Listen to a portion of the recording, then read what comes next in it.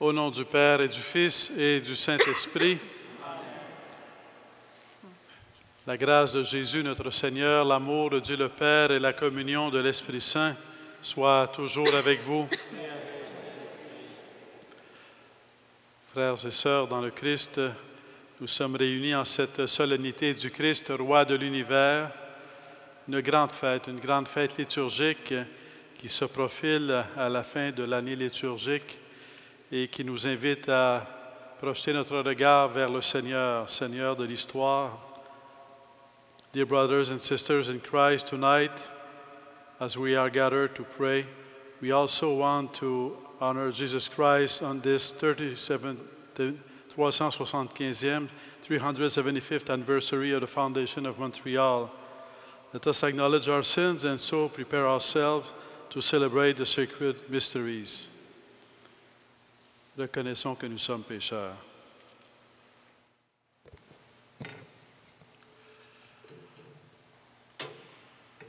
Jésus-Christ, Fils de Dieu fait homme, crucifié, ressuscité, Roi de l'univers, Maître de l'histoire.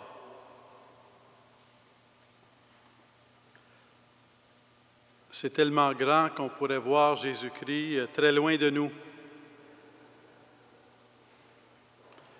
Mais en même temps, la grandeur de Dieu, la grandeur de Jésus-Christ, c'est de se faire tout proche de nous.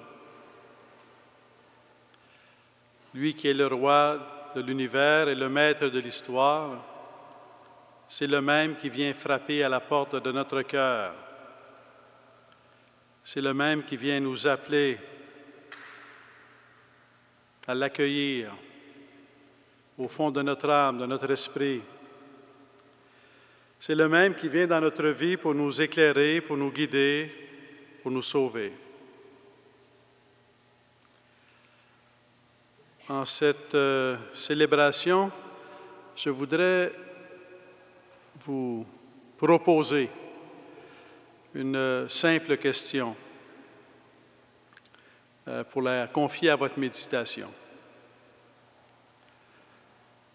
Est-ce que vous demandez à Jésus-Christ qu'il vous guide dans votre vie? Dans les décisions que vous avez à prendre, les petites comme les grandes?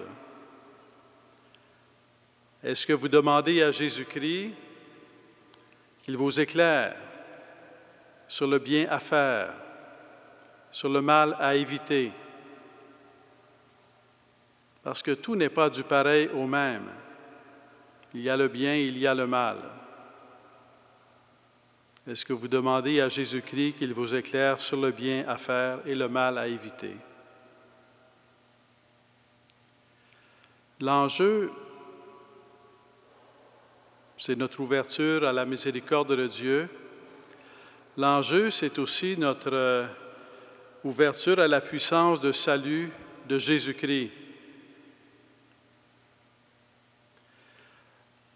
Lorsqu'on va voir le médecin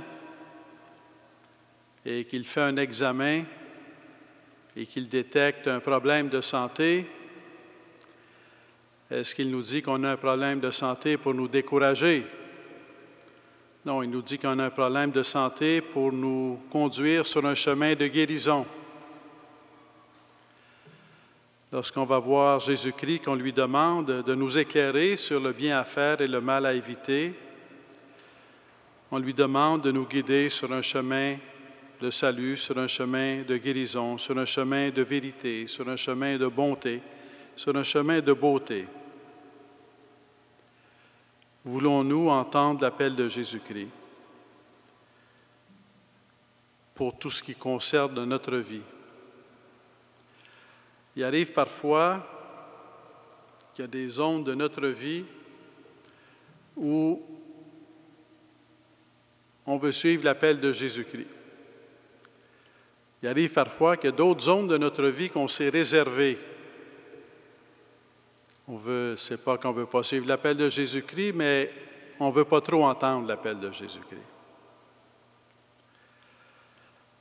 Un peu comme quelqu'un qui aurait peur d'aller voir le médecin parce qu'il aurait peur de se faire dire de quelle maladie il a.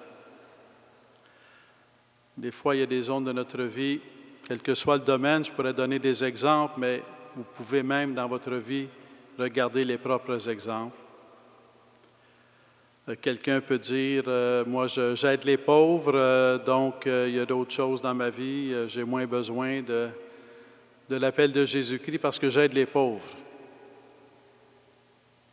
Un autre pourrait dire, je suis toujours honnête, alors aider les pauvres, c'est quand j'ai le temps et quand j'ai les moyens. On compartimente notre vie en zones. La question, c'est est-ce que je me mets devant Jésus-Christ en lui présentant toutes les zones de ma vie? Toutes les zones corporelles, spirituelles, relationnelles, tout ce qui fait ma vie. Pourquoi est-ce que c'est important de présenter à Jésus-Christ toutes les autres de notre vie, de demander sa lumière pour toutes les autres de notre vie, pour lui demander qu'il nous guide sur le bien à faire dans toutes les zones de notre vie, le mal à éviter dans toutes les zones de notre vie? Le fait, c'est relié au sens de notre vie. Pourquoi existons-nous? Est-ce qu'on existe pour naître, vivre et mourir, puis il n'y a plus rien? Ou est-ce qu'on existe pour naître, vivre, mourir et exister pour toujours dans la vie éternelle avec Dieu? La révélation de Jésus-Christ, c'est que non seulement il vient nous parler de Dieu, de l'amour de Dieu, de la miséricorde de Dieu, de la justice de Dieu, de la grâce de Dieu, mais il vient nous parler de nous-mêmes. Il vient nous dire que nous existons parce que Dieu nous a posés dans l'existence pour nous conduire à la vie éternelle, pour nous conduire dans le ciel. Et le ciel, c'est cette communion d'amour. C'est Dieu qui est amour, auquel nous sommes unis, et en étant unis à Dieu, unis les uns aux autres. La communion au ciel, c'est la communion de Dieu, c'est la communion des saints, être unis à Dieu et être unis les uns aux autres. Qu'est-ce que ça présuppose? Ça présuppose que le ciel, c'est le lieu de la réciprocité de l'amour. Le ciel, c'est là où tout le monde aime. Dieu nous aime, mais aussi nous l'aimons. Dieu aime tout le monde, mais aussi nous nous aimons les uns les autres. Être conduit à la vie éternelle par le Seigneur, c'est non seulement être conduit à la vie éternelle, une vie pour toujours, c'est être conduit à l'amour éternel, une capacité d'aimer pour toujours.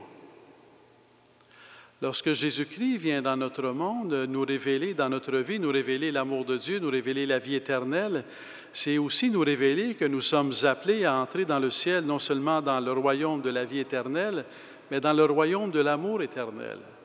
Et que nous sommes appelés à aimer pour toujours. Le ciel, pour ainsi dire, ça va être l'état, le moment et l'état dans lequel enfin on va aimer. Enfin, on va aimer totalement, gratuitement. Enfin, on va choisir d'aimer. Enfin, on va se donner sans réserve, on va s'abandonner sans réserve à Dieu et on va aimer nos frères et sœurs en humanité et dans le Christ sans réserve. Un amour total et sans réserve. Au ciel, ça va être le lieu de la communion et le lieu de l'amour, l'état de l'amour total et sans réserve.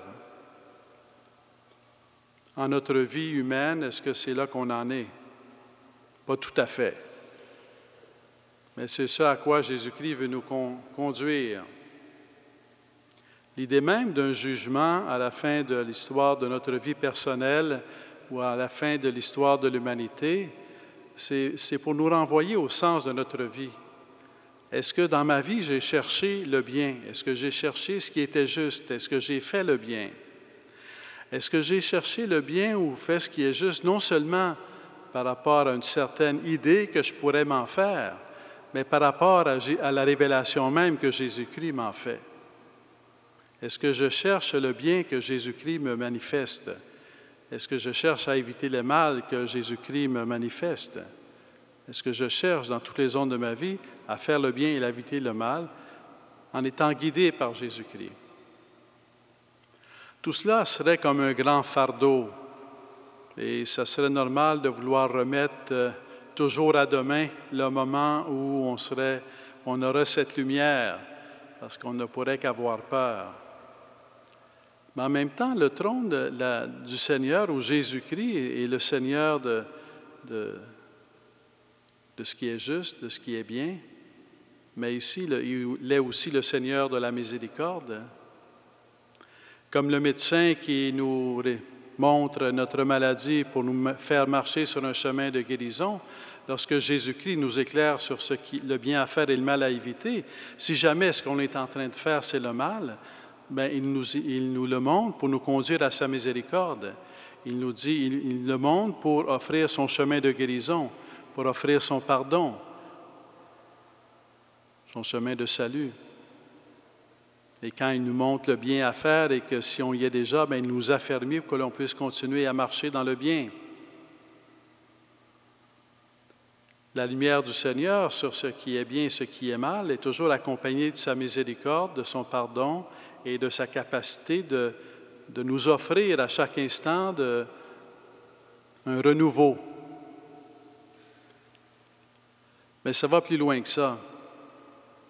Ça va plus loin que ça parce que non seulement le Seigneur nous éclaire pour pouvoir nous pardonner si jamais on a fait le mal, si jamais on a péché contre lui, mais en même temps, il nous donne la grâce, la force d'âme, la grâce de faire le bien. Il ne fait pas seulement nous dire « fais le bien », il nous donne la force de faire le bien. Il ne nous fait pas seulement nous dire « évite le mal », il nous donne la force de renoncer au mal, de renoncer au péché. Il nous donne la force, il nous donne sa grâce. Le trône de Jésus-Christ est exprimé ici dans l'Évangile comme étant le trône de la gloire. Le trône de la gloire de Dieu, le trône de la gloire de Jésus-Christ, c'est la puissance de son amour qui s'engage dans notre monde, dans l'histoire de l'humanité, dans l'histoire de nos vies personnelles. Le trône de sa gloire, c'est aussi le trône de sa grâce qu'il offre sans compter. Comme va dire saint Paul, là où le péché a abondé, la grâce a surabondé.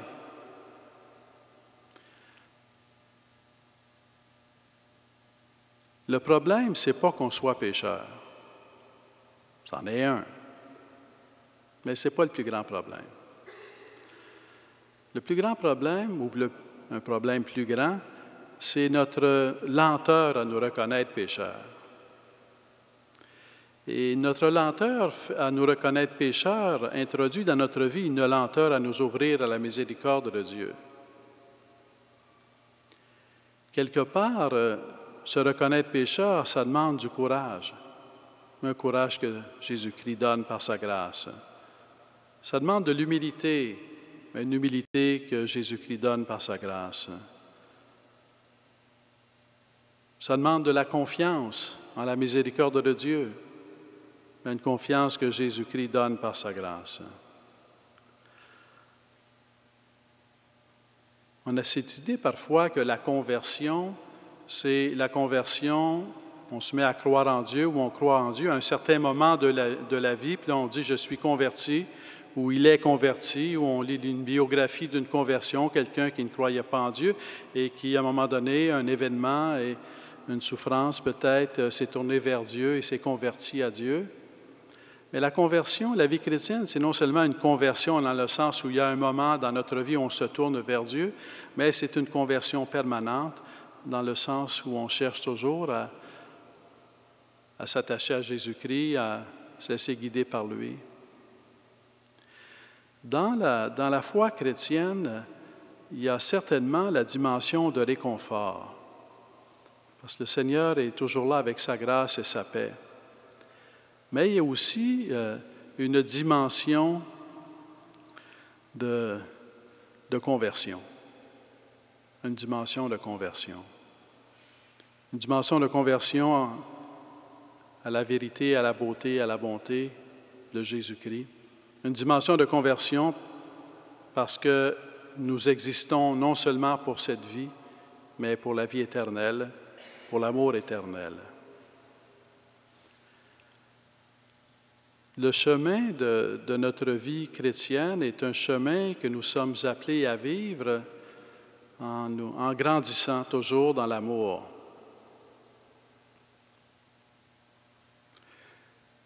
Quand on choisit d'aimer, ça se fait. Il y a des moments où on a l'impression qu'on peut le faire avec nos seules forces, parce qu'on a un grand désir, on a un grand élan. Mais vient le moment où il y a comme un échec de l'amour. On n'aime pas autant qu'on voudrait, on n'aime pas autant qu'on devrait. Et ça pourrait être décourageant. Quelqu'un pourrait se dire j'ai rêvé à quelque chose de trop grand. Mais c'est une occasion pour redécouvrir Jésus-Christ.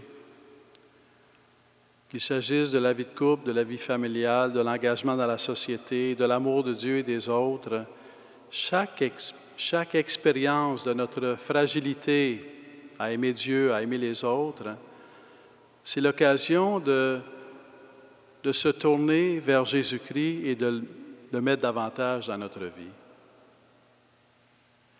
Ça peut sembler assez étonnant, mais je suis pas mal certain que ça vous est arrivé à tous, qu'à un moment donné, vous avez vécu quelque chose de difficile et à l'occasion de ce que vous avez vécu, ça vous a rapproché de Jésus-Christ. Là, vous vous êtes dit, c'était pas intéressant à vivre, mais en tout cas, il en est tiré du bien, je me suis rapproché de Jésus-Christ. C'est mystérieux.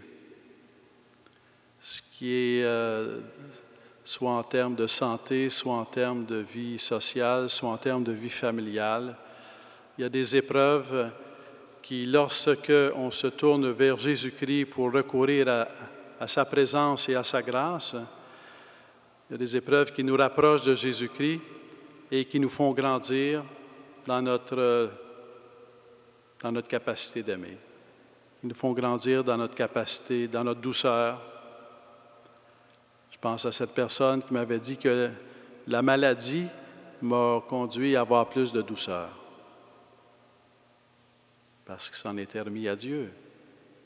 Et ça l'avait rendu plus patient avec les autres, plus compatissant, plus de douceur. Le jugement de Jésus-Christ, il faut apprendre à l'aimer, je pense, autant que sa miséricorde. On a besoin de la miséricorde de Dieu, on a besoin de son pardon, on a besoin de son soutien, mais on a aussi besoin de son jugement. On a besoin de son discernement. On a besoin de sa connaissance de ce qui est bien et de ce qui est mal. On en a besoin parce que par nous-mêmes, on n'y arrive pas à voir clair. On a besoin de sa lumière qui vient nous éclairer et qui vient nous guider. Prenons le temps de nous recueillir dans le silence devant Jésus-Christ, le Christ, roi de l'univers, maître de l'histoire. Demandons sa lumière pour qu'il nous guide sur le chemin d'un amour toujours plus vrai, d'un amour toujours plus grand.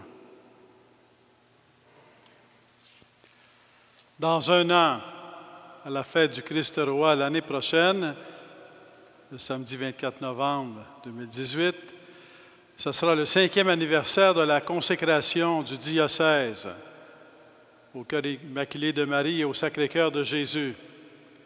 Alors, ce sera l'occasion de renouveler notre propre engagement au Seigneur et je vous invite à porter cette intention dans votre prière tout au long de l'année pour que ça devienne un moment de grâce pour le diocèse et l'ensemble de la vie de tous ceux et celles qui sont sur le territoire du diocèse.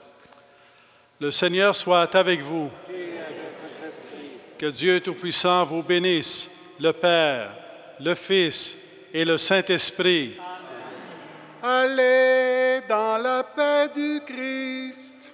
Nous rendons grâce à Dieu.